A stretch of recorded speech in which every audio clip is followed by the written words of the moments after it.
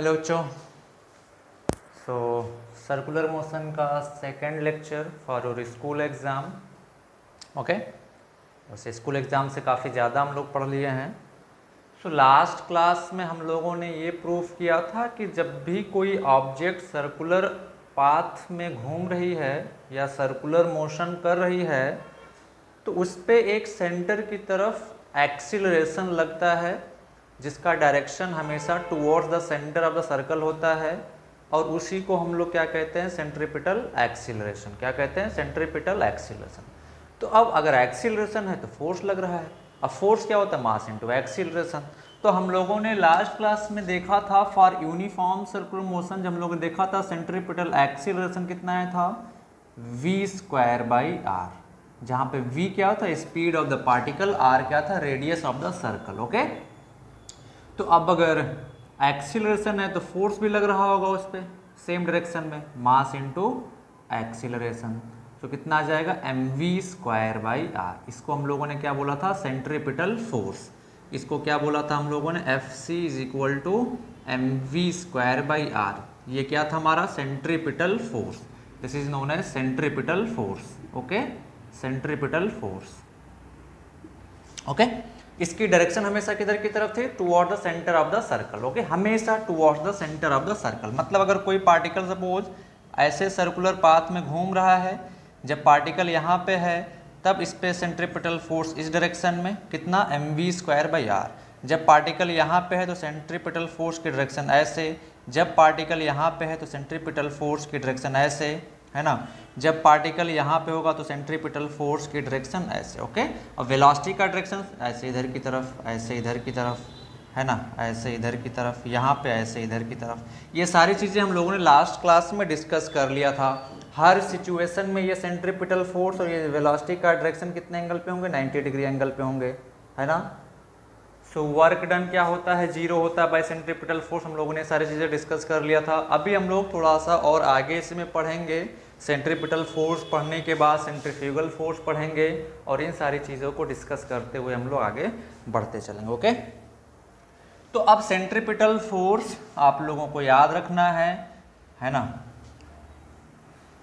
Speed के term में अगर मैं सेंट्रीपिटल फोर्स की बात करूं, अगर मैं स्पीड के टर्म में सेंट्रीपिटल फोर्स की बात करूं तो सेंट्रीपिटल फोर्स Fc = क्या था? mv²/r। ओके, और अगर मैं एंगुलर वेलोसिटी के टर्म में बात करूं तो क्या आ जाएगा? mr²। ओके, अगर एंगुलर वेलोसिटी दिया हुआ है, रेडियस दिया हुआ है तो सेंट्रीपिटल फोर्स mr²। अगर स्पीड दिया हुआ है, रेडियस दिया हुआ है तो सेंट्रीपिटल फोर्स Fc = mv²/r। अब ये है क्या? ये Fc है क्या? Net force acting towards the centre of the circle, centre of the circle. Okay, of the circle. अभी तक न्यूटन्स लॉज ऑफ मोशन में हम लोग क्या पढ़े हैं? Net force equal to mass into acceleration. तो सेम चीज यहां से, net force equal to mass into acceleration. Net force equal to mass into acceleration. ये सेंट्रीपिटल एक्सीलरेशन है, ये v²/r क्या है? Centripetal acceleration. सिंपल, बहुत न्यूटन्स लॉज ऑफ मोशन ही है, बहुत ही ईजी है, आप कंफ्यूज बिल्कुल नहीं होंगे। तो अभी जो हम लोगों को क्वेश्चन सॉल्व करने होंगे उसमें होगा क्या? पार्टिकल ऐसे सर्कुलर मोशन परफॉर्म कर रहा होगा, ये ऑब्जेक्ट है ना। सपोज v स्पीड से r रेडियस के सर्कल में सर्कुलर मोशन कर रहा है, तो हम लोगों को सबसे पहले क्या आइडेंटिफाई करना होगा कि अगर ये ऑब्जेक्ट सर्कुलर मोशन कर रहा है तो इस पर क्या लग रहा है? Centripetal force. अब उस सेंट्रीपिटल फोर्स को कहाँ से मिल रहा है, उस ऑब्जेक्ट को कहाँ से आ रहा है वो सेंट्रीपिटल फोर्स? हमारा टास्क यही होगा कि हम लोग उस सेंट्रीपिटल फोर्स को पता लगाएं। ओके, कहाँ से वो सेंट्रीपिटल फोर्स आ रहा है यही हम लोगों को पता लगाना होगा। ओके, अब ये सेंट्रीपिटल फोर्स कोई न्यू टाइप का फोर्स है नहीं, मैं लास्ट क्लास में डिस्कस कर चुका हूँ। ये टेंशन ऑफ द स्ट्रिंग हो सकता है, स्प्रिंग फोर्स हो सकता है, फ्रिक्शन फोर्स हो सकता है, नॉर्मल रिएक्शन हो सकता है, इलेक्ट्रोस्टैटिक फोर्स हो सकता है, ग्रेविटेशनल फोर्स हो सकता है, कोई भी हो सकता है। तो centripetal force is not a new force. तो आप लोगों को हमेशा ध्यान में रखना है कि centripetal force in case of circular motion कहाँ से ऑब्जेक्ट को मिल रहा है वही खोजना है। अगर आप वो खोज ले गए बस आपका काम हो गया। अब होगा क्या, इस ऑब्जेक्ट पे मान लेते हैं मास इसका m है, बहुत सारे फोर्सेस इस पे लग रहे हैं। ओके, इस पे एक्सीलरेशन अगर सर्कुलर पाथ में घूम रहा तो सेंटर की तरफ होगा, दैट मीन्स नेट फोर्स इधर की तरफ लग रहा है, that net force will be equal to mv²/r, जहाँ पे ये क्या है सेंट्रीपिटल एक्सीलरेशन। यही चीज़ हम लोगों को ध्यान में रखना है। फॉर एग्जाम्पल जैसे सपोज मैं तुम लोगों को बता देता हूँ, जैसे मान लेते हैं इस पे F1 फोर्स इधर लग रहा है, F2 फोर्स इधर लग रहा है, ये तीनों सेंटर से पास करेंगे, इन तीनों का लाइन ऑफ एक्शन। ओके, दोनों का लाइन ऑफ एक्शन। और ये ऑब्जेक्ट जिसका मास m है, ये सर्कुलर मोशन इस r रेडियस के सर्कल में परफॉर्म कर रहा है। तो हमको क्या सोचना चाहिए, अगर ये v स्पीड से r रेडियस के सर्कल में सर्कुलर मोशन कर रहा है तो इस पे क्या लग रहा है नेट फोर्स, और सॉरी इस पे क्या लग रहा है सेंट्रीपिटल फोर्स। तो सेंट्रीपिटल फोर्स क्या है, net force acting towards the centre. अब वो नेट फोर्स आएगा कहाँ से ये हम लोगों को पता लगाना है, वो नेट फोर्स आएगा कहाँ से यही हम लोगों को पता लगाना है ना। मेरा काम क्या है कि वो नेट फोर्स कहाँ से आ रहा है, वो नेट फोर्स कहाँ से आ रहा है वही पता लगाना है। तो अभी ध्यान से देखिए, हमको पता है कि नेट फोर्स किधर लग रहा है टुवर्ड्स द सेंटर, क्योंकि सेंट्रीपिटल एक्सीलरेशन का डायरेक्शन किधर की तरफ है टुवर्ड्स द सेंटर। तो अब बताएं मैं नेट फोर्स क्या लिखूंगा towards the centre, net force क्या लिखूंगा बोलो टुवर्ड्स द सेंटर। ये क्या है direction towards the centre, F2 minus F1, यही ना है नेट फोर्स, है ना। तो अब ये net force is equal to हम लोग क्या लिखेंगे मास इनटू एक्सीलरेशन। मास और एक्सीलरेशन क्या है सेंट्रीपिटल जो सेंटर की तरफ है कितना v²/r, बस खत्म। ओके, इस तरीके से हम लोगों को क्वेश्चन सॉल्व करना। तो आइए हम लोग क्वेश्चन से स्टार्ट करते हैं, फिर आप लोगों को और अच्छे से क्लियर होता चला जाएगा। चलो इसको नोट कर लिया होगा तो मैं मिटा रहा हूँ। ओके, सो चलो आए क्वेश्चन सॉल्व करते हैं। क्वेश्चन में क्या कर रहा है, an object of mass 10 kg is tied to a massless rope of length 5 metre.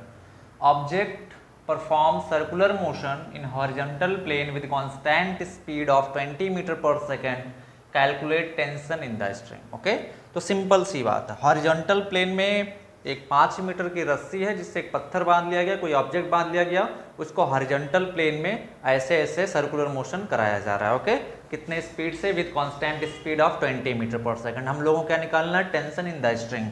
तो काफ़ी सिंपल क्वेश्चन है ना। ये 5 मीटर लेंथ की रस्सी हो गई सपोज, है ना, इसे इस ऑब्जेक्ट को बांध दिया गया। ओके, अब इस ऑब्जेक्ट को, इसका लेंथ कितना है 5 मीटर, इस ऑब्जेक्ट को सर्कुलर मोशन कराया जा रहा है ऐसे ऐसे, है ना, ऐसे ऐसे घुमाया जा रहा है इसको। इसका मास कितना है, मास है इसका 10 kg। कितने स्पीड से घुमाया जा रहा है 20 मीटर पर सेकंड से। मैं अब देखें स्पीड वेलोसिटी का डायरेक्शन आप आसानी से बता सकते हो, टेंजेंट टू द सर्कल होता है। ये क्या है रोप। ओके, लेंथ कितना है इस रोप का 5 मीटर। ऐसे इस सर्कुलर पाथ में इस ऑब्जेक्ट को 20 मीटर पर सेकंड के स्पीड से घुमाया जा रहा है। ओके, तो अभी आपको क्या सोचना चाहिए, टेंशन निकालना है ना। आप क्या सोचेंगे कि अच्छा इस ऑब्जेक्ट सर्कुलर मोशन अगर ऐसे ऐसे घूम रहा है तो इसको क्या चाहिए सेंट्रीपिटल फोर्स। अब वो सेंट्रीपिटल फोर्स आएगा कहाँ से, ये रस्सी प्रोवाइड करेगी। अगर हम लोग ध्यान से देखें तो इस ऑब्जेक्ट पे क्या क्या फोर्स लग रहा है, ऐसे इधर की तरफ टेंशन फोर्स लगेगा ना, tension force away from the object लगता है ना। हॉरिजॉन्टल प्लेन में घूम रहा है पार्टिकल तो ग्रेविटेशनल फोर्स का कोई वैल्यू कोई उपयोग यहाँ पे कोई यूज आएगा नहीं। सो इस पे एक ही हॉरिजॉन्टल डायरेक्शन में सिर्फ एक ही फोर्स लग रहा है T, और कोई फोर्स लग रहा है क्या हॉरिजॉन्टल डायरेक्शन में नहीं। ग्रेविटेशन का यहाँ पे यूज नहीं आएगा क्योंकि पार्टिकल किस प्लेन में घूम रहा है, हॉरिजॉन्टल प्लेन में घूम रहा है। ओके, ऐसे ऐसे जब वर्टिकल प्लेन में घूमता है तब ग्रेविटी का वहाँ पे रोल आता है, वो केसेस हम लोग आगे डिस्कस करेंगे। तो अब ध्यान से देखें, इस पे एक ही फोर्स लग रहा है T। हम लोग इस ऑब्जेक्ट के लिए क्या लिखेंगे कि F net acting on this object must be equal to centripetal force या mv²/r। अब ये नेट फोर्स क्या है, इस ऑब्जेक्ट पे कितना फोर्स लग रहा है, एक ही लग रहा है ना T, तो यही नेट फोर्स हो जाएगा। So T is equal to mv²/r। m कितना है बोलो मास 10, वेलोसिटी कितना है 20 स्क्वायर, रेडियस कितना है 5, तो ये 5 × 2, तो टेंशन कितना आ जाएगा 2 × 400 is equal to 800 newton. Okay, या सिंपल यहाँ पे हम लोग बोल सकते हैं कि इस ऑब्जेक्ट को सर्कुलर मोशन करने के लिए जो नेसेसरी सेंट्रिपिटल फोर्स है वो कहाँ से आ रहा है, इस रोप के टेंशन से आ रहा है। कहाँ से मिल रहा है, टेंशन से। दैट मीन्स हम लोग ऐसा भी बोल सकते हैं कि ये जो टेंशन फोर्स है that is providing necessary centripetal force to the object to perform circular motion. Okay, काफ़ी सिंपल, बहुत ही सिंपल वे में आप लोग समझ सकते हैं इसको। जल्दी से नोट करें इसको, फिर हम लोग आगे बढ़ते हैं। ओके, चलो आओ नेक्स्ट क्वेश्चन की तरफ बढ़ते हैं। ओके, सो आओ नेक्स्ट क्वेश्चन हम लोग सॉल्व करते हैं काफ़ी सिंपल वे में। ये ऑब्जेक्ट है, यहाँ से एक ऑब्जेक्ट एक रोप से, यहाँ से एक ऑब्जेक्ट दूसरी रोप से। इसका मास है 1 kg, इसका भी मास है 1 kg, नहीं 2 kg। ओके, यहाँ से यहाँ तक का जो लेंथ है दैट इज़ 2 मीटर, यहाँ से यहाँ तक का जो लेंथ है दैट इज 3 मीटर। ओके, ये सिस्टम जो है कांस्टेंट एंगुलर वेलोसिटी 10 रेडियन पर सेकेंड से घुमाया जा रहा है, 10 रेडियन पर सेकेंड। आप क्वेश्चन फिर से समझें। दो रोप से दो ऑब्जेक्ट जिसका मास 1 kg और 2 kg हैं, जिनके लेंथ आपको दिए गए हैं, है ना, बांध दिए गए, और यहाँ से पकड़ के इस पूरे सिस्टम को हॉरिजॉन्टल प्लेन में कितने एंगुलर वेलोसिटी से घुमाया जा रहा है, 10 रेडियन पर सेकेंड। दैट मीन्स इस ऑब्जेक्ट का एंगुलर वेलोसिटी कितना होगा इस पॉइंट के अबाउट 10 रेडियन पर सेकेंड। इस ऑब्जेक्ट का एंगुलर वेलोसिटी इस पॉइंट के अबाउट कितना होगा, 10 रेडियन पर सेकेंड। एंगुलर वेलोसिटी में पढ़ चुके हैं, so there should not be any confusion. तो हमको कैलकुलेट क्या करना है, we have to calculate tension in the both string. We have to calculate tension in the both string. Okay, we have to calculate tension in the both string. तो अभी आप समझें, चलो भैया। अच्छा, ये अपने सर्कुलर पाथ में घूमेगा ऐसे ऐसे, है ना, ऐसे, और ये अपने सर्कुलर पाथ में ऐसे ऐसे घूम रहा होगा, ऐसे ऐसे ऐसे सर्कल जो बनेगा। बोलो, तो अब अगर हम लोग इसकी बात करें रोप 1 की, this is rope 1, this is rope 2, है ना, तो इस रोप में टेंशन फोर्स आएगा। मैं टेंशन मार्क कर देता हूँ। इस ऑब्जेक्ट से away from the object T1, इस ऑब्जेक्ट से away from the object T1। Any doubt किसी को, टेंशन मार्क करना सभी को आता है। इस रोप में रोप चेंज हो गई तो टेंशन चेंज हो गया। इस रोप में मान लेते हैं टेंशन T2 आया, तो इस ऑब्जेक्ट पे away from the object T2। Okay, चलो अब हम लोग क्या देखते हैं कि ये ऑब्जेक्ट सर्कुलर मोशन कर रहा है, तो इस पे क्या लग रहा होगा, सेंट्रीपिटल फोर्स या net force towards the centre of the circle. उसी को सेंट्रीपिटल फोर्स कहते हैं, है ना। इस पे क्या लग रहा है, centripetal force towards the centre of the circle.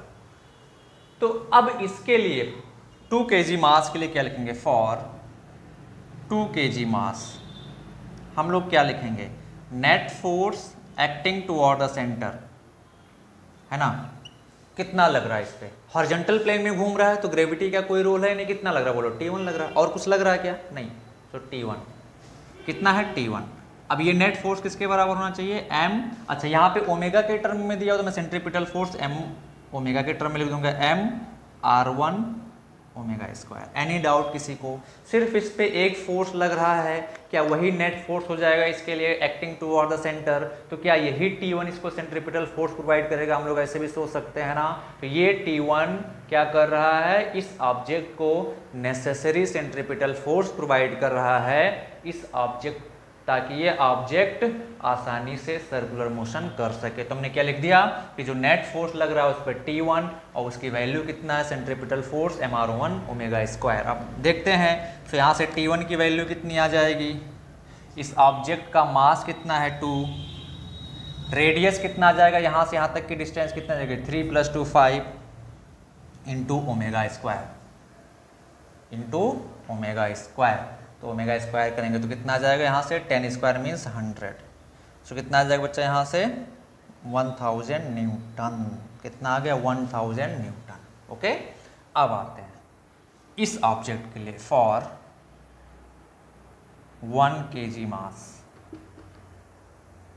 Okay, इसके लिए हम लोग क्या लिखेंगे, net force towards acting toward the centre, m m2 omega square, omega तो दोनों के लिए सेम होगा। अब इस पे net force toward the centre कितना लग रहा है, तो अलोंग द स्ट्रिंग इस पे दो फोर्स लग रहा है, T2 और T1 है ना। अब इन दोनों का जो नेट होगा वही तो सेंट्रीपिटल फोर्स प्रोवाइड करेगा टुवर्ड द सेंटर, तो इन दोनों का नेट फोर्स क्या लिख सकता हूं मैं, T2 minus T1, this is the net force acting toward the centre. और ये किसके बराबर होगा, मास इनटू एक्सीलरेशन। एक्सीलरेशन क्या होता है, v स्क्वायर बाई r या r ओमेगा स्क्वायर, या सिंपल वे में बोला तो this is the net force acting on this object toward the centre, that will be equal to centripetal force, यानी कि वही सेंट्रीपिटल फोर्स है। तो मैं क्या लिख दूंगा, m2r2 ओमेगा स्क्वायर, ओके। या सिंपल वे में बोल सकते हैं, अगर आप न्यूटन्स लॉ से देखें, basic concept Newton's laws of motion ही है, नेट फोर्स है ना acting toward the centre is equal to mass of this object into acceleration, ये सेंट्रीपिटल एक्सीलरेशन है, सिंपल, बहुत सिंपल है ना। या सिंपल ऐसे बोल सकते हैं, अच्छा ऑब्जेक्ट है, T1 उधर लग रहा है, T2 उधर लग रहा है, तो ये तो सर्कुलर मोशन कर रहा है ना 2 मीटर के रेडियस में, तो इसको सेंट्रीपिटल फोर्स चाहिए होगा, तो सेंट्रीपिटल फोर्स कहाँ से आ रहा होगा, T2 और T1 के नेट फोर्स से आ रहा होगा। तो हमको पता है सेंट्रीपिटल फोर्स का डायरेक्शन तो हम लोगों को ऑलरेडी पता है, किधर होता है, टुवर्ड द सेंटर, यानी किधर की तरफ होगा। तो मैं क्या लिखूंगा, T2 minus T1 is equal to mv square by r, या ओमेगा यहाँ पे दिया हो तो मैं ओमेगा के टर्म में लिख दूंगा। तो यहाँ से कितना आ जाएगा, T2 और T1 में निकाल चुका हूँ 1000 इज इक्वल टू m2 कितना 1, r2 कितना आ जाएगा इसके लिए 2 इंटू ओमेगा कितना आ जाएगा 100, तो कितना आ जाएगा 200। सो T2 कितना आ जाएगा 1000 प्लस 200 1200 न्यूटन, ओके। सो T1 कितना है हम लोगों का 1000 न्यूटन, T2 कितना है 1200 न्यूटन, ओके। सो ये है सेंट्रीपिटल फोर्स, क्या है, सेंट्रीपिटल फोर्स, ओके। चलो जल्दी से नोट कर लें इसको, फिर मैं आगे बढ़ता हूँ, ओके। सो सेंट्रीपिटल फोर्स कैसे कैलकुलेट करेंगे आप लोगों ने सीख लिया। अब एक चीज़ हमेशा ध्यान रखना है कि सेंट्रीपिटल फोर्स का डेफिनेशन लिखाने की जरूरत है क्या, आप लोग हमेशा लिख सकते हैं कि when a particle perform circular motion then a force act on it toward the centre that is known as centripetal force, okay. अब एक चीज़ और मैं तुम लोगों को सिखाना है, आरपीएम क्या होता है और आरपीएस क्या होता है। आरपीएम आपने नाम सुना होगा, जब भी मोटर वगैरह खरीदने जाते होंगे, मोटर इंडक्शन मोटर वगैरह, तो उस पर आरपीएम या आरपीएस लिखा होता है। जैसे आप जाएंगे कूलर खरीदने तो बोलो भैया 200 आरपीएम का मोटर चाहिए हमको, 300 आरपीएम का मोटर चाहिए, या 1000 आरपीएम का मोटर चाहिए। तो इस आरपीएम का मतलब क्या होता है, रेवोल्यूशन पर मिनट। इसका मतलब क्या होता है, रेवोल्यूशन पर मिनट। और इस आरपीएस का मतलब क्या होता है, रेवोल्यूशन पर सेकेंड, ओके। मतलब वो 1 मिनट में कितना बार घूम रहा है ना। रेवोल्यूशन पर मिनट का मतलब है एक बार में वो कितना चक्कर लगा रहा है ना, यानी कि बेसिकली फ्रीक्वेंसी है ना। जैसे सपोज कोई ऑब्जेक्ट 1 मिनट में 60 चक्कर लगा रहा है किसी पॉइंट के ऑब्जेक्ट सर्कुलर मोशन करते हुए, तो हम लोग क्या बोलेंगे कि उसका 60 आरपीएम यानी कि 60 रेवोल्यूशन पर मिनट, ओके। तो अगर किसी मोटर पे ऐसा लिखा हुआ 200 आरपीएस, मतलब वो 1 सेकंड में 200 चक्कर, 200 कंप्लीट चक्कर, 200 बार घूम जा रहा है, ओके। ऐसे अगर किसी पे लिखा हुआ 1000 आरपीएम, सो 1000 आरपीएम का क्या मतलब है कि वो एक बार में वो कितना चक्कर लगा रहा है। 1000 आरपीएम का मतलब क्या है कि वो 1 सेकंड में कितना चक्कर लगा रहा है, 1000 चक्कर लगा रहा है। कितना चक्कर लगा रहा है, 1000 चक्कर लगा रहा है, ओके। सो जैसे मैं लिखूं 20 आरपीएम, 20 आरपीएम, तो इसका क्या मतलब है, 20 रेवोल्यूशन इन 1 मिनट, ओके। अगर मैं 100 आरपीएस लिखूं तो ये क्या हो जाएगा, मतलब 100 रेवोल्यूशन इन 1 सेकेंड। अब बोलो फ्रीक्वेंसी को कैसे डिफाइन करते हैं, number of oscillation in 1 second, है ना।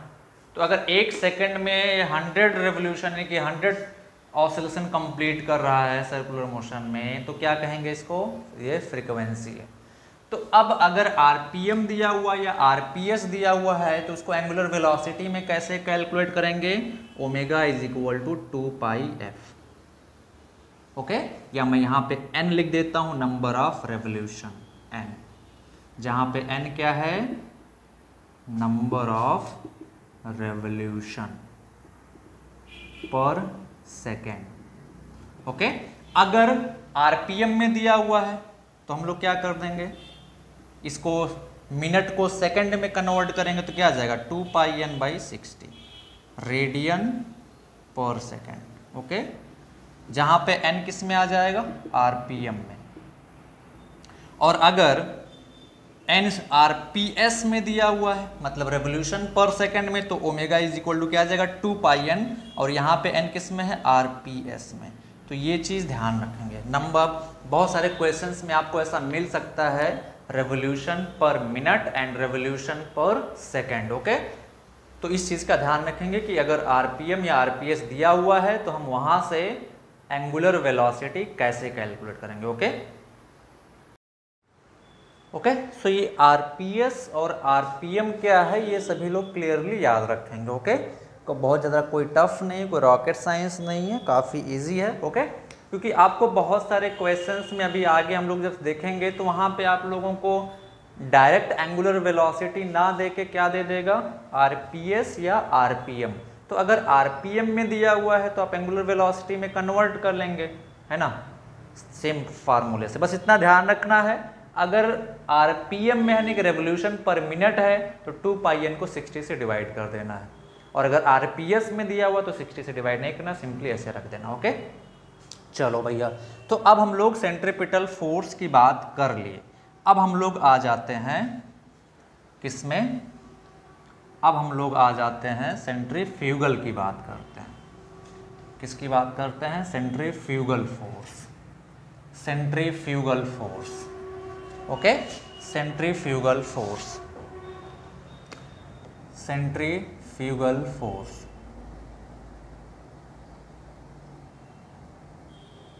तो जैसा आप लोगों ने, ये क्या है, एक टाइप ऑफ सूडो फोर्स है। क्या है, सूडो फोर्स।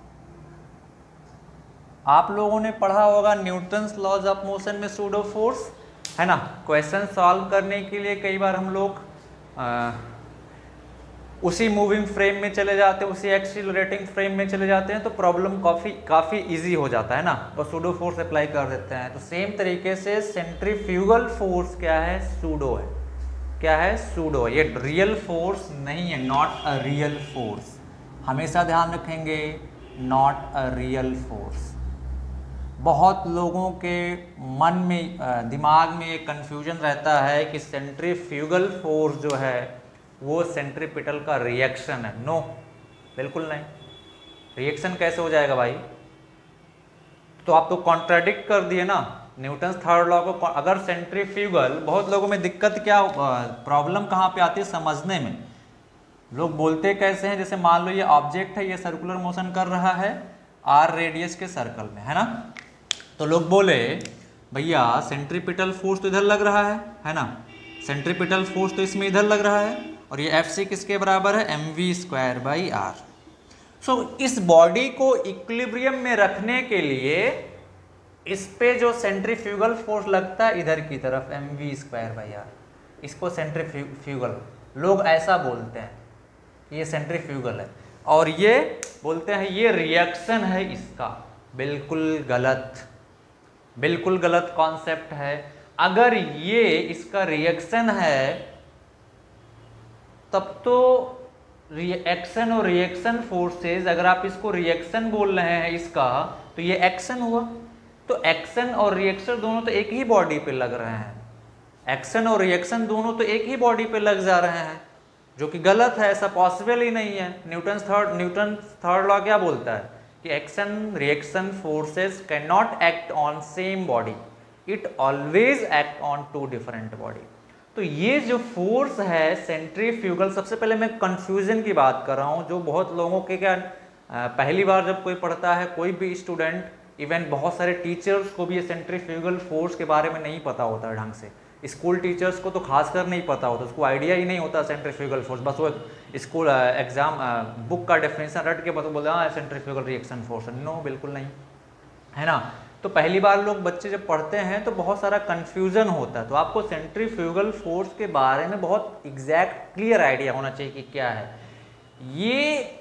एक हमने क्या बताया कि सबसे पहले बात जो मिसकॉन्सेप्शन है आप उसको समझना। क्या मिसकॉन्सेप्शन बच्चे दिमाग में पाल के रखते हैं कि ये सेंट्रीफ्यूगल जो है सेंट्रीपिटल का रिएक्शन है, बिल्कुल गलत है, ऐसा हो ही नहीं सकता है ना।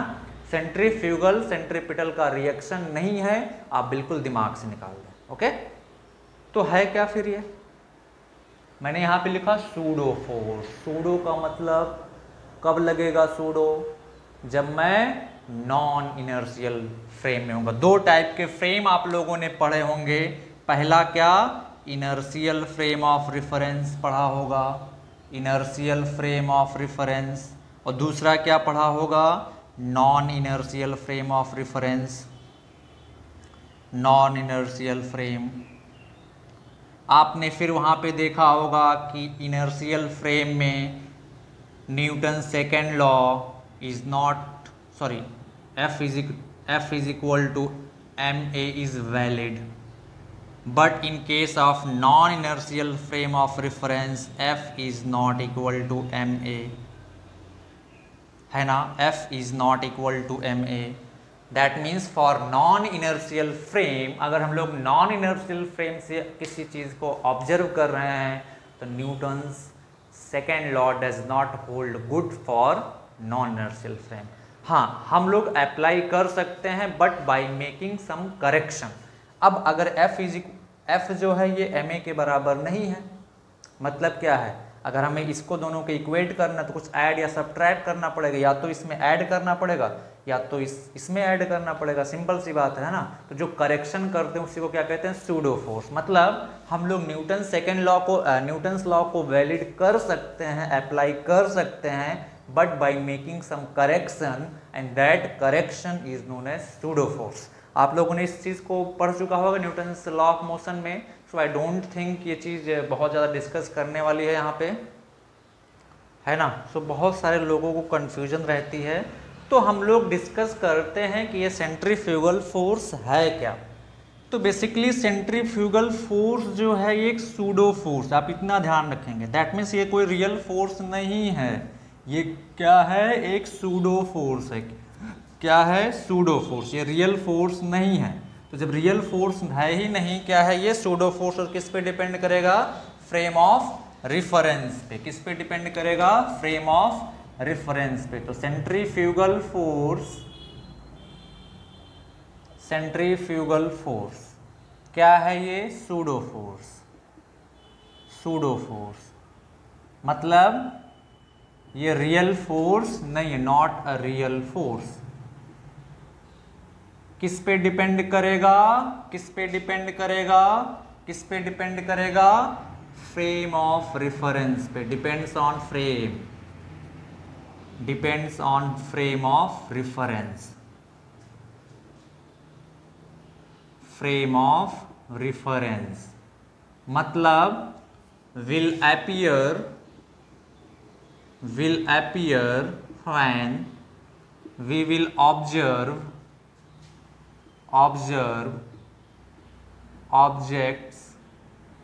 object from non-inertial frame, non-inertial frame, है ना। सूडो फोर्स होता क्या है? सूडो फोर्स की आप लोगों ने वैल्यू पढ़ी होगी। सूडो फोर्स होता क्या है? कैसे? मैग्नीट्यूड कितना होता है सूडो फोर्स का? मास into acceleration of the frame, acceleration of the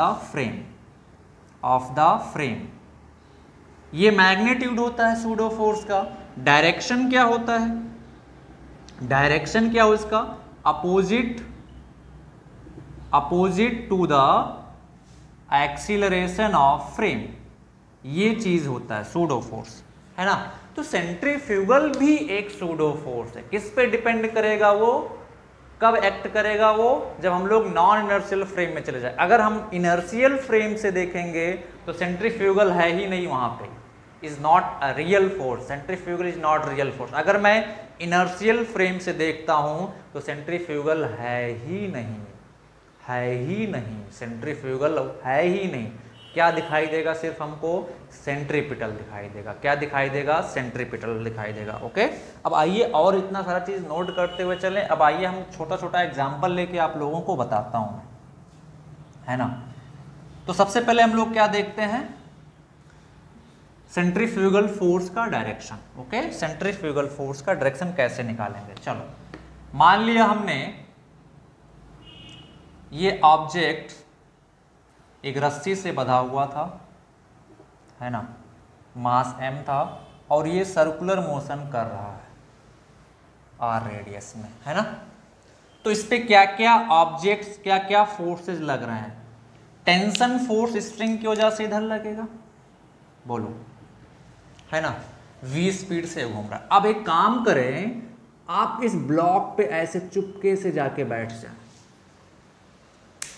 चुपके से आप जाके इस ब्लॉक पे बैठ जाएं, बाहर से नहीं देखना, चुपके से इस ब्लॉक पे बैठ जाए। हमने मान लिया इस आदमी को A और एक आदमी ग्राउंड पे खड़ा है, एक आदमी B जो है, सेंट्रीफ्यूगल को ध्यान से समझेंगे। मैं थोड़ा सा इस पे प्रेशर दे के हर बार इसीलिए पढ़ाता हूँ, है ना, हर बार मैं इसीलिए इसको थोड़ा ढंग से पढ़ाता हूँ क्योंकि इसमें बहुत सारे लोगों को कन्फ्यूजन होती है। अच्छा, सबसे पहले हम लोग B के रेस्पेक्ट में देखते हैं। B कहाँ पे खड़ा है, ग्राउंड पे। ग्राउंड कैसा फ्रेम कंसीडर किया जाता है, इनर्शियल फ्रेम। तो B क्या ऑब्जर्व करेगा, अच्छा ये ऑब्जेक्ट हॉरिजॉन्टल, अभी हॉरिजॉन्टल प्लेन लेके चल रहे हैं, ठीक है, सर्कुलर मोशन कर रहा है v स्पीड से, तो इसको क्या चाहिए, सेंट्रीपिटल फोर्स चाहिए। क्या चाहिए, सेंट्रीपिटल फोर्स चाहिए। अच्छा भैया, तो वो सेंट्रीपिटल फोर्स तो कोई नया फोर्स है नहीं, कहाँ से आएगा, कहीं ना कहीं से आएगा। तो देखेगा कि स्ट्रिंग में टेंशन T लग रहा है, तो वो सेंट्रीपिटल फोर्स इस ऑब्जेक्ट को कौन दे रहा है, ये टेंशन दे रहा है। तो क्या लिख देगा, net force is equal to mass into acceleration. इस एक्सीलरेशन का डायरेक्शन किधर की तरफ होता है, टुवर्ड द सेंटर। तो नेट फोर्स, अब ये नेट फोर्स जो है, सेंट्रीपिटल फोर्स जो है वो कहाँ से आ रहा है, टेंशन से आ रहा है, T से। तो T is equal to mass, और v स्पीड से घूम रहा है, तो सेंट्रीपिटल एक्सीलरेशन क्या आ जाएगा, v²/r। ये आ जाएगा सेंट्रीपिटल फोर्स। ये यानी कि जो सेंट्रीपिटल फोर्स है ये ऑब्जेक्ट को कहाँ से मिल रहा है, ये टेंशन प्रोवाइड कर रहा है। ये B ने ऑब्जर्व किया।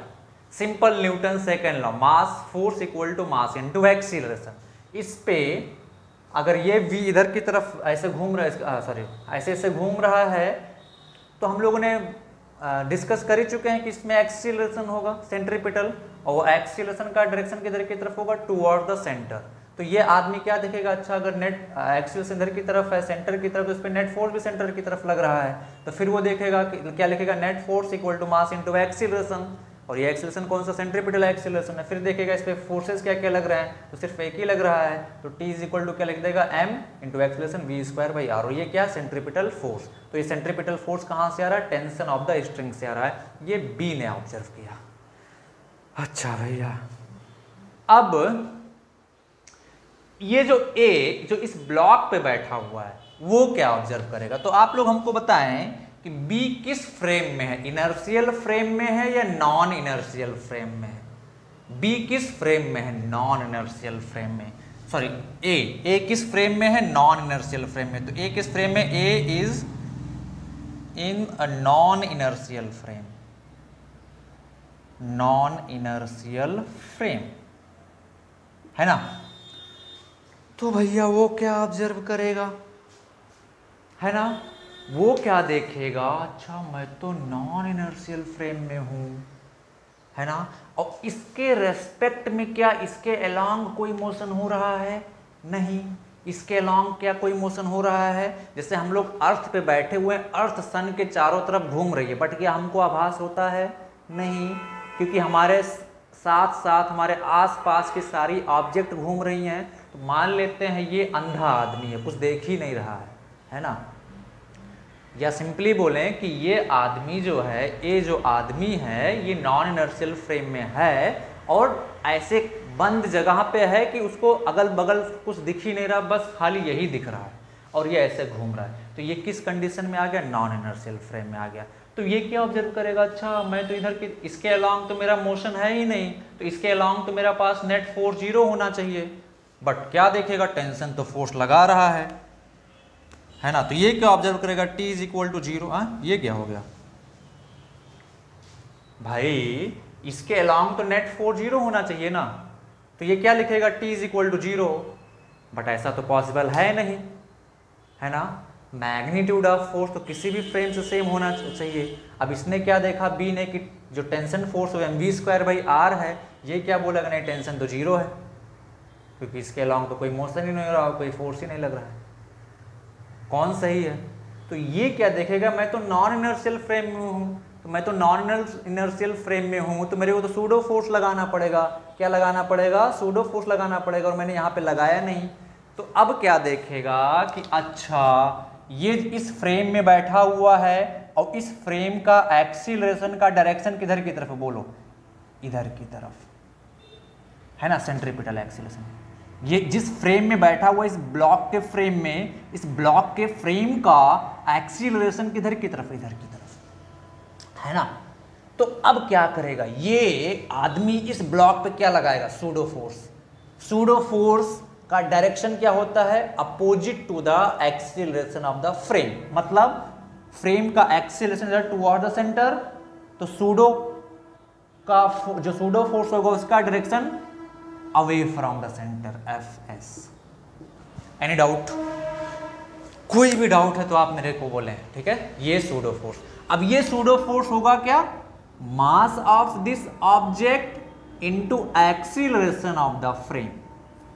बोलो, mass into acceleration of this frame कितना है? v²/r। सेंट्रीपिटल एक्सीलरेशन है ना, v²/r। तो ये क्या आ गया हमारा? Pseudo force mv²/r। और इसी को हम लोग क्या बोलते हैं? Centrifugal force. Centrifugal force. अब क्या ये ऑब्जर्व करेगा कि अच्छा इस लाइन के अलोंग तो मोशन हो ही नहीं रहा है, मतलब सारे फोर्सेस बैलेंस्ड हैं। सारे फोर्सेस कब बैलेंस्ड होंगे? जब ये T इधर की तरफ T लग रहा है, और इसके रेस्पेक्ट में इस पे इधर की तरफ इतना फोर्स Fs लग रहा है। तो ये बंदा क्या लिखेगा कि T must be equal to Fs, या T must be equal to Fs। कितना निकाला हमने? mv²/r। अब करेक्ट है ना? बोलो, करेक्ट है ना? अभी काफी अच्छे से सेंट्रीफ्यूगल को समझना है। समझ पाए कि नहीं बताओ? ये क्या करेगा? नॉन इनर्शियल फ्रेम में है, क्योंकि ये ब्लॉक के फ्रेम में है ना, बैठा हुआ है। और ब्लॉक जो है, ब्लॉक का एक्सीलरेशन किधर की तरफ है? Toward the centre. तो अब ये इस पे सूडो फोर्स लगाएगा, किधर की तरफ? इधर की तरफ। सूडो फोर्स का डायरेक्शन किधर की तरफ होता? Opposite to the direction of acceleration of frame, तो उधर की तरफ आ जाएगा। मैग्नीट्यूड कितना होता है? मास of this object into acceleration of the frame, mass into इसका एक्सीलरेशन कितना है? ac। अब ac हम लोग जानते हैं कि वैल्यू इधर इसका कितना है? v²/r। तो v²/r, इसी को हम लोग क्या बोलते हैं? सेंट्रीफ्यूगल फोर्स, है ना। अब क्वेश्चन बुकों में आपको या स्कूल टीचर आपको कैसे समझा देता है कि centrifugal force is a force which act centrifugal force is a reaction force of centripetal force which act away from the center। बिल्कुल गलत डेफिनेशन है। तो सेंट्रीफ्यूगल फोर्स को हम लोग डिफाइन कैसे करेंगे? अ सूडो फोर्स ब्रैकेट में not a real force which comes into picture when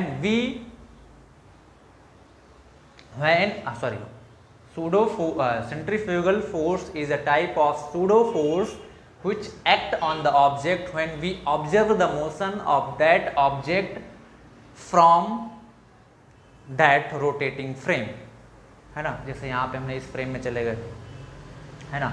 और डायरेक्शन क्या होता है इसका? अवे फ्रॉम द सेंटर, किधर की तरफ? Away from the centre. Pseudo की कहानी समझ में? सेंट्रीफ्यूगल, देखो मैं डेफिनेशन वगैरह नहीं लिखा रहा हूँ, आप बुक से देख सकते हो डेफिनेशन वगैरह, ठीक है।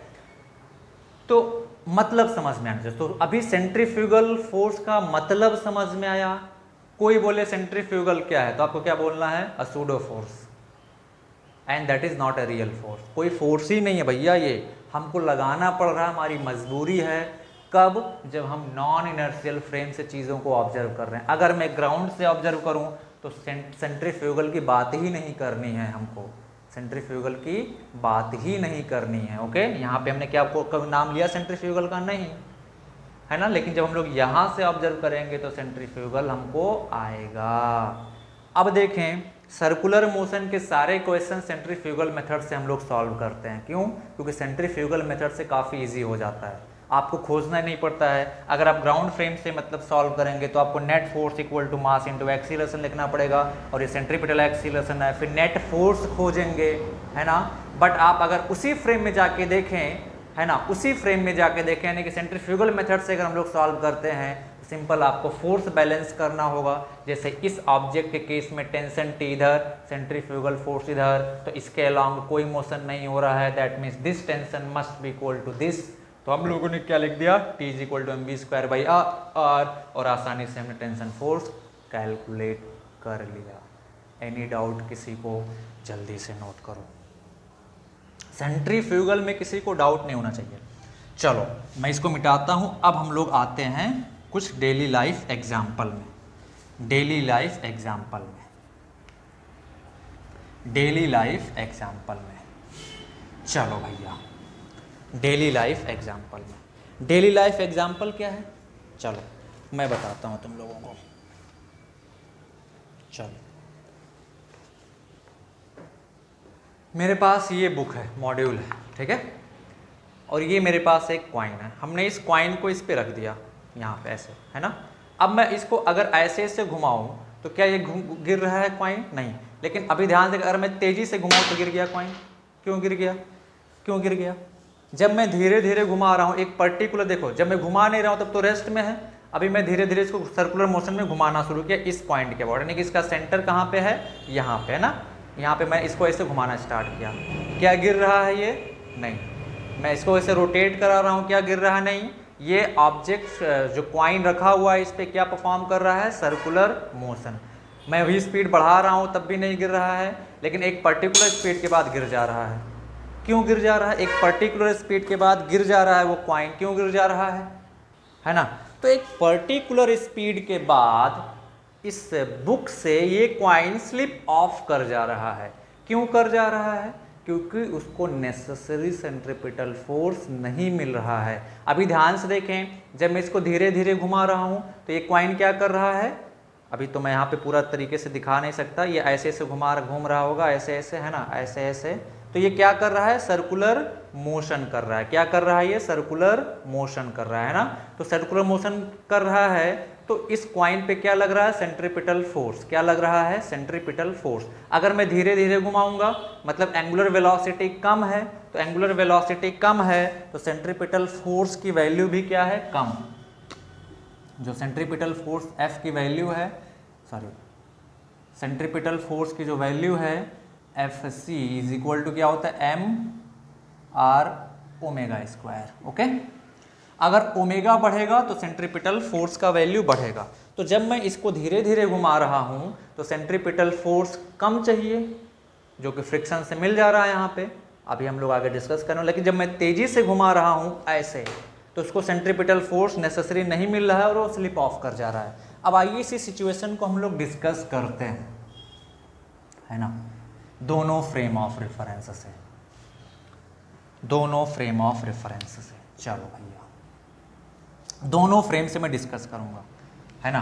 पहले हम लोग डिस्कस करेंगे इनर्शियल फ्रेम से, इनर्शियल फ्रेम से, फिर मैं डिस्कस करूंगा नॉन इनर्शियल फ्रेम से, नॉन इनर्शियल फ्रेम से, मतलब सेंट्रीफ्यूगल मेथड, सेंट्रीफ्यूगल। इस यहाँ पे क्या आ जाएगा? सेंट्रीफ्यूगल फोर्स आ जाएगा, सेंट्रीपिटल की बजाय यहाँ पे क्या आ जाएगा? सेंट्रीपिटल फोर्स आएगा। अभी किसी को डाउट नहीं होना चाहिए सेंट्रीफ्यूगल और सेंट्रीपिटल में, है ना। चलो आइए बात करते हैं। मान लेते हैं ये कोई डिस्क है, कोई डिस्क है, ये इसका एक्सिस है ना। ये डिस्क सॉलिड डिस्क है ऐसे,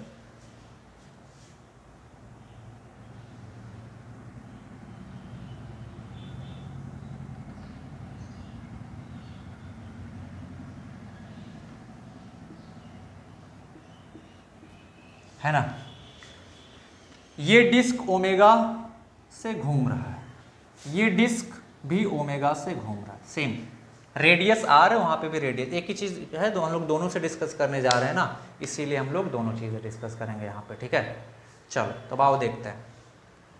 यहाँ पे हमने एक कॉइन रख दिया, क्या रख दिया, coin, this is a coin.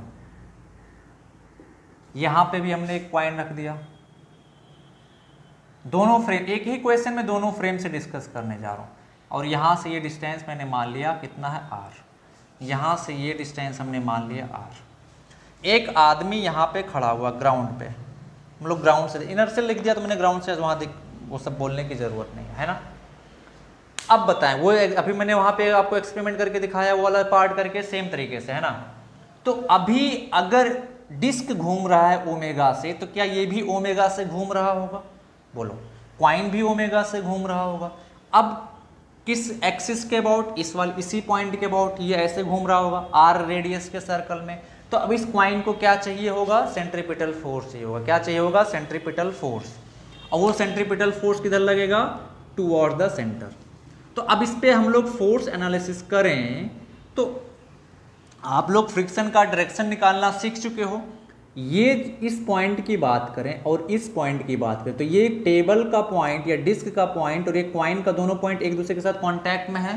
तो फ्रिक्शन का काम क्या होता है, दोनों को हमेशा कांटेक्ट में रखना। अब चलो बताओ, तो अभी ओमेगा से घूम रहा है ना। तो इस पे सेंट्रीपिटल एक्सीलरेशन किधर की तरफ लग रहा होगा, ऐसे इधर की तरफ, AC। और इस AC का वैल्यू कितना होगा, बोलो, आर ओमेगा स्क्वायर, है ना। इस पॉइंट का एक्सीलरेशन कितना होगा, ये भी AC होगा। तो अब ध्यान से देखो, मैं सिंपल वे में समझाता हूँ, ऐसे समझे ध्यान में। ये डिस्क पे है ना पॉइंट, डिस्क ओमेगा से घूम रहा है, तो इस पे सेंट्रीपिटल एक्सीलरेशन का डायरेक्शन इधर की तरफ होगा।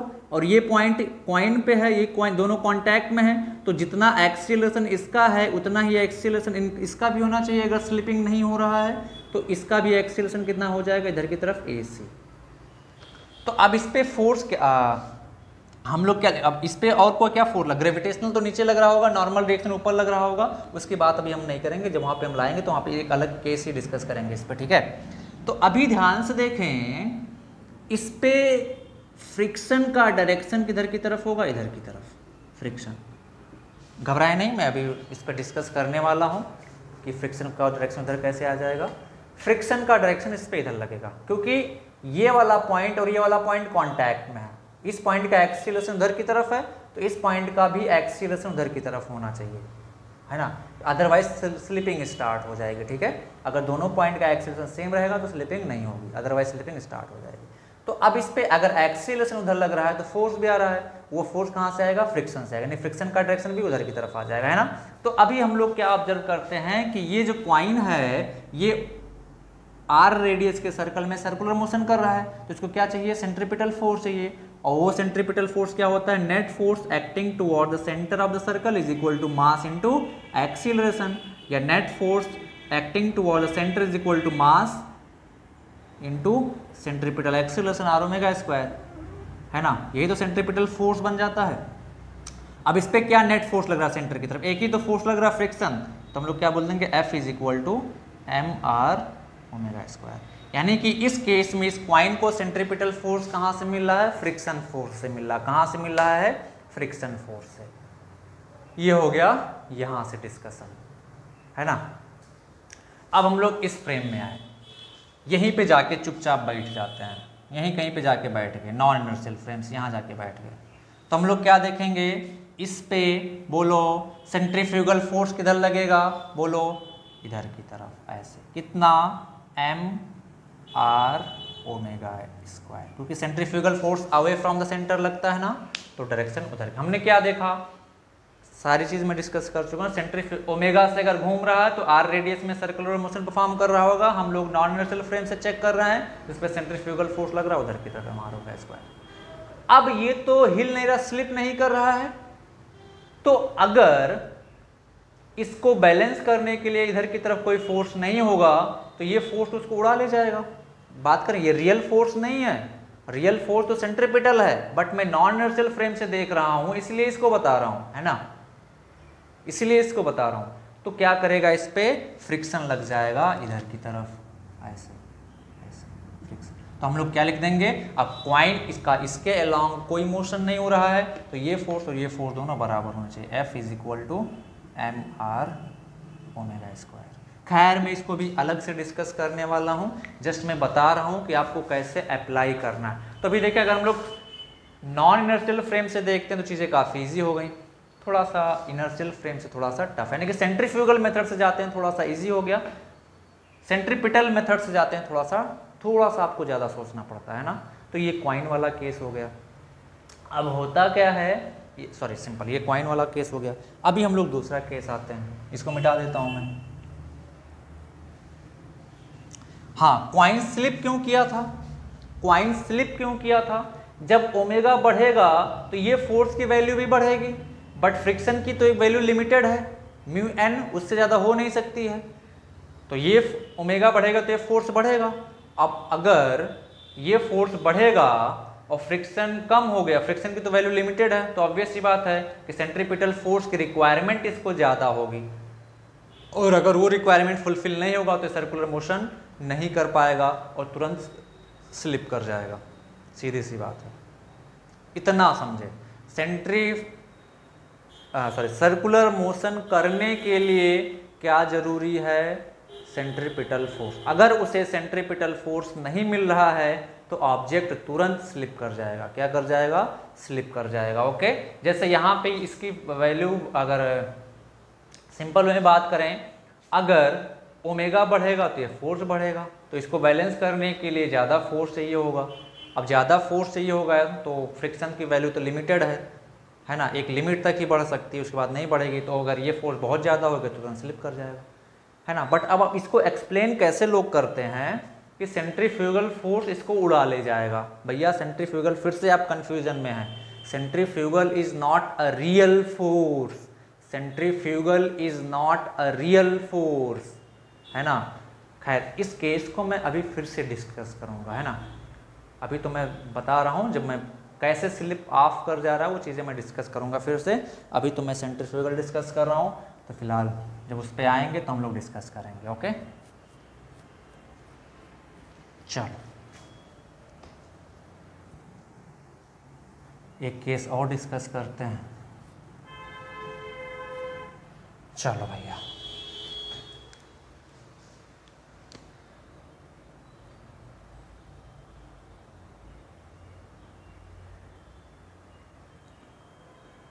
ये एक पुल है, ब्रिज है, इस तरीके से रेडियस है इसका r,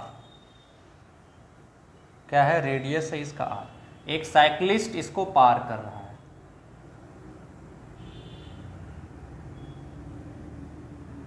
है ना, v स्पीड से, है ना। दिस इज अ रोड या ब्रिज। साइकिलिस्ट का साइकिल के साथ जो मास है वो m है ना।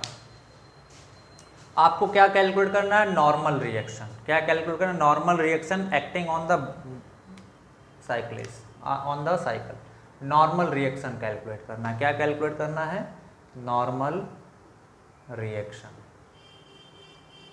नॉर्मल रिएक्शन कैलकुलेट करना है। क्वेश्चन को फिर से देखें, एक सर्कुलर टाइप का, इस टाइप का ब्रिज है, एक साइकिलिस्ट ऐसे चल रहा है, जा रहा है जा रहा है जा रहा है with constant speed v, with constant speed v। जब ये यहाँ पे है ना, तब इस पे नॉर्मल रिएक्शन कितना लग रहा है वो बताना है। चलो, तो सबसे पहले मैं सेंट्रीपिटल मेथड से बताऊंगा, फिर सेंट्रीफ्यूगल मेथड से बताऊंगा, ताकि आपको थोड़ा सा पिक्चर क्लियर हो सके कि सेंट्रीपिटल और सेंट्रीफ्यूगल में डिफरेंसेस क्या क्या हैं। ओके, तो चलो आओ देखते हैं। इसका फ्री बॉडी डायग्राम बनाते हैं सबसे पहले। तो इस पे फ्री बॉडी डायग्राम बनाएंगे, इस पे क्या क्या लगेगा। सबसे पहला तो ये वर्टिकल है, तो ग्रेविटेशनल फोर्स किधर लगेगा, इस पे नीचे की तरफ, कितना, mg। अच्छा भैया, नॉर्मल रिएक्शन किधर लगेगा, इस पे ऊपर की तरफ, है ना, है ना भाई। अब बहुत लोग देखेंगे, अच्छा इसके अलॉन्ग तो मोशन हो नहीं रहा है, तो normal force equal to mg। N equal to M G. गलत है भाई, ये बिल्कुल गलत है, आप कॉन्सेप्चुअली एरर कर रहे हैं। तो करना क्या है यहाँ पे, हम लोग ध्यान से देखें तो जब ये साइक्लिस्ट इस ब्रिज पे चलना स्टार्ट करेगा तो इस पॉइंट के अबाउट तो सर्कुलर मोशन कर रहा है ना भाई, ऐसे यहाँ से स्टार्ट करेगा, ऐसे चलते हो जाएगा कांस्टेंट स्पीड से ऐसे ऐसे। तो ये तो क्या कर रहा है, सर्कुलर मोशन कर रहा है ना पॉइंट ओ के अबाउट। और सर्कुलर मोशन के लिए क्या चाहिए होता है, सेंट्रीपिटल फोर्स। बिना सेंट्रीपिटल फोर्स के सर्कुलर मोशन क्या पॉसिबल है। तो इस साइक्लिस्ट पे क्या लग रहा है, सेंट्रीपिटल फोर्स। अब सेंट्रीपिटल फोर्स हम लोगों को निकालना है, तो सेंट्रीपिटल फोर्स होता क्या है, net force acting toward the centre is equal to mv²/r। यही होता है ना, this is net force acting toward the centre. Net force acting toward the centre is equal to mv²/r, या मास इनटू एक्सीलरेशन। ये acceleration centripetal acceleration, बार बार मैं उस पर नहीं जा रहा, ओके। तो net force acting toward the centre is equal to mass mv², यही ना सेंट्रीपिटल फोर्स है। इतना फोर्स चाहिए, अब इतना फोर्स कहाँ से आ रहा होगा, बहुत सारे फोर्सेस लग रहे हैं उस बॉडी पे, उनका नेट जो होगा वो इसके बराबर होगा।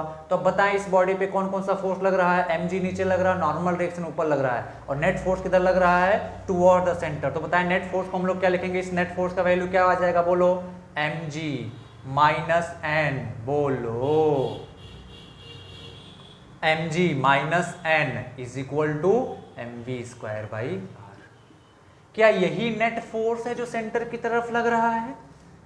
अरे mg नीचे, नॉर्मल रिएक्शन n ऊपर, तो इन दोनों का नेट क्या आ जाएगा, toward the centre, mg minus n। Obvious सी बात है ना, mg माइनस n, यही तो नेट सेंटर की तरफ लग रहा होगा। तो mg माइनस n, इन दोनों का जो नेट है वही इस साइक्लिस्ट को नेसेसरी सेंट्रीपिटल फोर्स दे रहा है। तो मैंने mg minus n is equal to क्या लिख दिया, mv²/r। अब यहाँ से नॉर्मल रिएक्शन क्या आ जाएगा, mg माइनस mv²/r,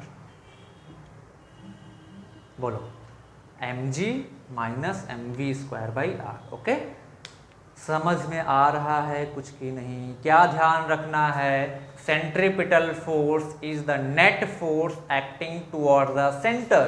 तो नेट फोर्स या centripetal force will be equal to mv²/r। अब इस सेंट्रीपिटल फोर्स के बारे में हमको क्या पता है कि this is the net force acting toward the centre. तो अब ये net force acting toward the centre तो हम लोगों को निकालना होगा ना, कितना आ जाएगा। अब हम लोग फ्री बॉडी डायग्राम बनाते हैं, तो एक n लग रहा है इस पे, एक mg लग रहा है, और इन दोनों का नेट हमको पता है कितना, mv²/r, किधर की तरफ, सेंटर की तरफ। तो मैं क्या लिख दूंगा, mg माइनस n, यही तो नेट हो जाएगा mg और n का, इज इक्वल टू mv²/r। तो नॉर्मल रिएक्शन कितना आ जाएगा यहाँ से, n equal to mg minus mv²/r। तो n is less than mg है यहाँ पे कई सारे ऑप्शन बनाए जा सकते हैं। n is less than mg, यानी कि नॉर्मल रिएक्शन कितना, mg माइनस दिस, मतलब इस पॉइंट पे mg जो नॉर्मल रिएक्शन होगा mg से कम होगा। ओके, अब इसी को मैं सेंट्रीफ्यूगल से सॉल्व करके बताता हूँ, जल्दी से इतना नोट कर लें आप लोग। इसी को मैं सेंट्रीफ्यूगल से सॉल्व करके बताता हूँ। तो सेंट्रीफ्यूगल का मतलब, अब मैं चीज़ों को नॉन इनर्शियल फ्रेम से देख रहा हूँ, और सेंट्रीफ्यूगल का डायरेक्शन आप लोगों को सबको पता है ना, तो बार बार मैं फ्रेम नहीं बताऊंगा। जब भी मैं सेंट्रीफ्यूगल का नाम लूंगा मतलब मैं उसी फ्रेम से क्वेश्चन को सॉल्व कर रहा हूँ, नॉन इनर्शियल फ्रेम में जाके सॉल्व कर रहा हूँ, उसी फ्रेम पे बैठ के सॉल्व कर रहा हूँ। ओके, चलो, तो अब इसका फ्री बॉडी डायग्राम बना दिया। एन ऊपर mg नीचे हो तो सेम बात है, रियल फोर्सेज हैं, है ना, सूडो तो है नहीं क्योंकि डायरेक्शन चेंज, कुछ भी चेंज होगा। अच्छा, तो अब मैं सेंट्रीफ्यूगल मेथड से सॉल्व करने जा रहा हूँ। दैट मीन्स मैं किस फ्रेम में घुस चुका हूँ, बोलो, नॉन इनर्शियल फ्रेम में। तो हमें क्या लगाना पड़ेगा, सूडो। सूडो को मतलब यहाँ सर्कुलर मोशन हो रहा है, तो उस सूडो को क्या कहना बेटर होगा, सेंट्रीफ्यूगल। तो बताएं सेंट्रीफ्यूगल फोर्स किधर लगेगा।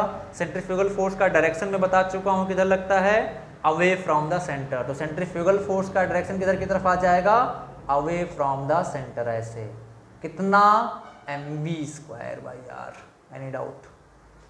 अच्छा, अब यहाँ पे हम लोग क्या देखेंगे कि इस लाइन के अलोंग तो मोशन हो नहीं रहा है, तो इस लाइन के अलोंग मोशन हो नहीं रहा, तो सारे फोर्सेस बैलेंस्ड हैं। सारे फोर्सेस बैलेंस मतलब upward force must be equal to downward force. तो मैं क्या लिखूंगा, ऊपर की तरफ क्या क्या लग रहा है, n प्लस mv²/r।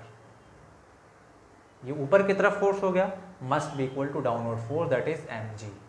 तो कितना आ जाएगा, n is equal to mg minus mv²/r। Same चीजें बट फ्रॉम टू फ्रेम। समझ में आ रहा है। अगर मैं सूडो फोर्स लगा दिया, सेंट्रीफ्यूगल फोर्स मेथड से करने जा रहा हूँ, दैट मीन्स मैं नॉन इनर्शियल फ्रेंच सॉल्व कर रहा हूँ। तो ऑब्जेक्ट यहाँ पे हम लोग क्या देखेंगे, एन ऊपर लग रहा है, mg नीचे लग रहा है। एक चीज और, ये सर्कुलर मोशन कर रहा है, जब यहाँ चलना स्टार्ट करेगा तो सर्कुलर मोशन कर रहा है, तो इस पर क्या लग रहा है, सेंट्रीफ्यूगल फोर्स लग रहा है, क्योंकि मैं नॉन इनर्शियल फ्रेम से सॉल्व कर रहा हूँ। सेंट्रीफ्यूगल का डायरेक्शन किधर की तरफ होता है, अवे फ्रॉम द सेंटर, तो अवे फ्रॉम द सेंटर यानी कि ऊपर की तरफ। ये हो गया सेंट्रीफ्यूगल मेथड से। तो सेंट्रीफ्यूगल मेथड से काफी इजी हो जाता है, आपको सिंपल फ्री बॉडी डायग्राम बनाना, एन ऊपर mg नीचे। अच्छा, सेंट्रीफ्यूगल ऊपर लगेगा तो अब इसके अलॉन्ग कोई मोशन हो नहीं रहा, तो upward force must be equal downward force, तो n plus mv square by R must be equal to mg। तो यहाँ से हमारा नॉर्मल रिएक्शन निकल जाएगा। ओके, एनी डाउट किसी को? चलो मिटा दूँ इसको।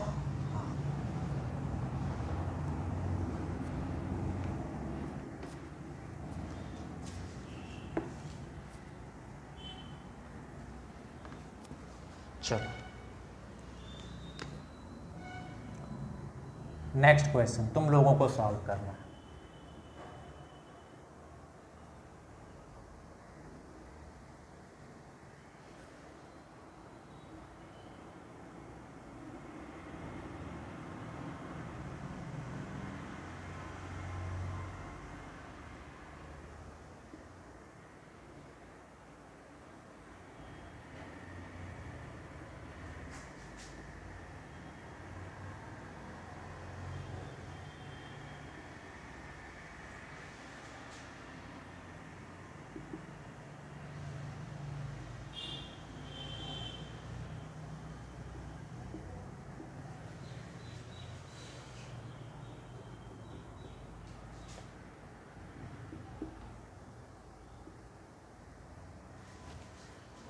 ओके, क्वेश्चन क्या है, a block is moving on a track as shown in the figure with constant speed v। Okay, तीन पोजीशन दिया गया है, position A, position B, position C. Okay, position A, position B and position सी।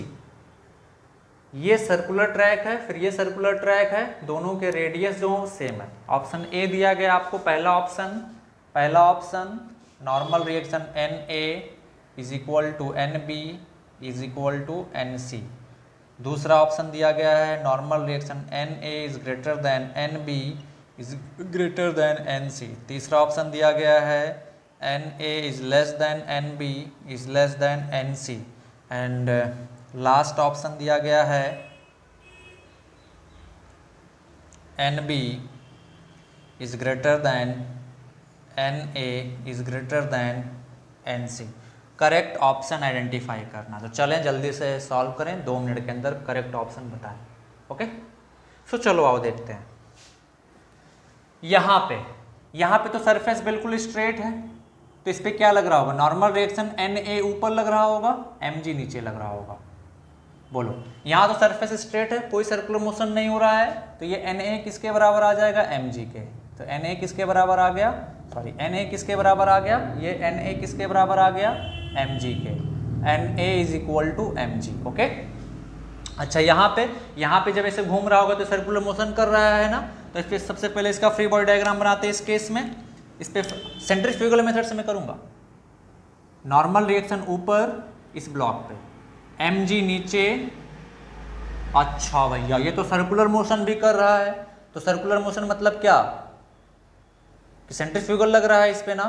मैं non inertial frame से solve कर रहा हूं, तो सेंट्रीफ्यूगल का डायरेक्शन क्या आ जाएगा, अवे फ्रॉम द सेंटर कितना, mv स्क्वायर बाई आर। तो मैं क्या लिखूंगा, अब इसके लॉन्ग मोशन तो हो नहीं रहा है, तो ये n किसके बराबर होना चाहिए, इन दोनों फोर्सेस के सम के बराबर। तो N B is equal to mg plus mv square by R. ये NB हो गया।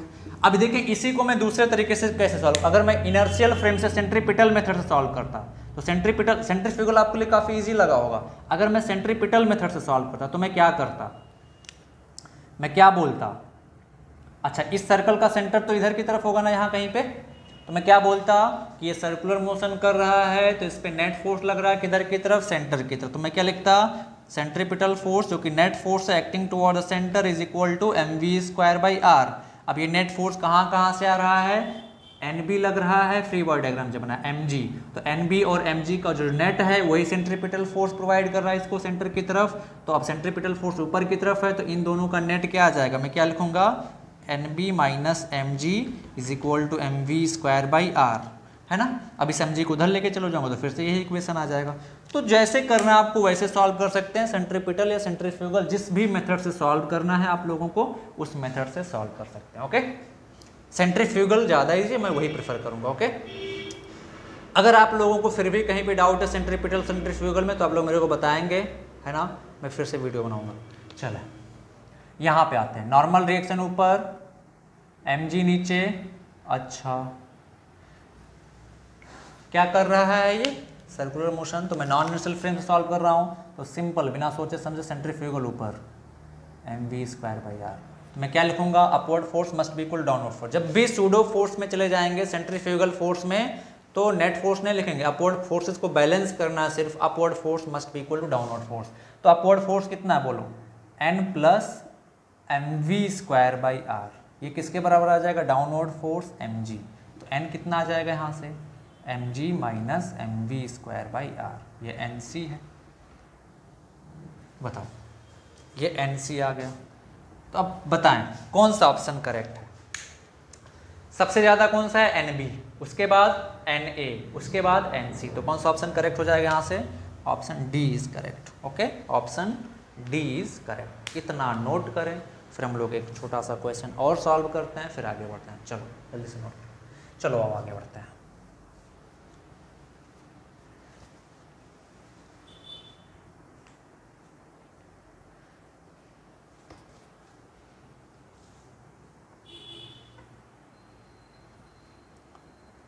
अब बच्चे वाले क्वेश्चन छोटे छोटे जो पूछते हैं बच्चे, सर सेंट्रीफ्यूगल से कैसे सॉल्व करेंगे, ये वाला है ना। मान लेते हैं मास इसका है 10 kg, इसको घुमाया जा रहा है सर्कुलर मोशन में जिसका रेडियस है 5 मीटर, 10 मीटर पर सेकंड से, calculate tension in the string. तो आपको क्या करना है, मैं एक बार बता चुका हूँ इसको, फ्री बॉडी डायग्राम बना, इसका टेंशन T इधर की तरफ, सेंट्रीफ्यूगल मेथड से सॉल्व करेंगे तो ऐसे सर्कुलर मोशन में घूम रहा है ये, सेंट्रीफ्यूगल फोर्स इधर की तरफ कितना, mv²/r, तब ये वाला force must be equal to ये कितना आ जाएगा, T is equal to mv²/r। Centripetal से भी मैं बता चुका हूँ इसको, अभी सेंट्रीफ्यूगल मेथड से होगा, काफ़ी इजी। ओके, वैल्यू रख देंगे तो आंसर आ जाएगा, है ना। दूसरे क्वेश्चन की तरफ आते हैं जो काफ़ी इंपॉर्टेंट है। ये वाला जो पार्ट बताया था मैंने, दो ऑब्जेक्ट को बांध दिया था ना रस्सी से, एक ऑब्जेक्ट ये, दूसरा ऑब्जेक्ट ये, है ना। चलो, ये सेंटर O, ये कितना था R1, और यहाँ से लेकर यहाँ तक मैं मान लेता हूँ कितना R2, M1 M2, और ये ओमेगा से घुमाए जा रहे हैं, कितने से, ओमेगा से। तो ये R1 रेडियस के सर्कल में घूम रहा होगा सर्कुलर मोशन ऐसे ऐसे, और ये R2 रेडियस के सर्कल में घूम रहा होगा ऐसे ऐसे, है ना। अब इसका हम लोग फ्री बॉडी डायग्राम बनाएंगे तो क्या लिखेंगे, इस पे टेंशन T2 इधर की तरफ, है ना। अब ये क्या परफॉर्म कर रहा है, सर्कुलर मोशन, तो सेंट्रीफ्यूगल किधर लगाएंगे, इधर की तरफ, कितना, M2 R2 ω²।